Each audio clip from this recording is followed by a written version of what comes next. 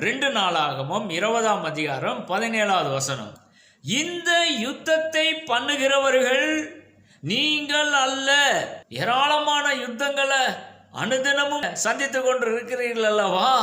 உங்களுக்கு விரோதமாக ஏராளமான சத்துருக்கள், எதிராளிகள் எழும்பி யுத்தம் பண்ணி கொண்டு இருக்கிறார்கள் அப்படின்னு நீங்க ஃபீல் பண்றீங்க இல்லையா? உங்களுக்கு தான் இந்த வார்த்தை அப்படியே நம்புங்க.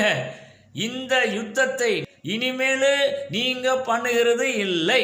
அப்ப யாரு சார் பண்ணுவா அப்படின்னா, நீங்கள் தரித்து நின்று கர்த்தர் உங்களுக்கு செய்யும் ரட்சிப்பை பாருங்கள்.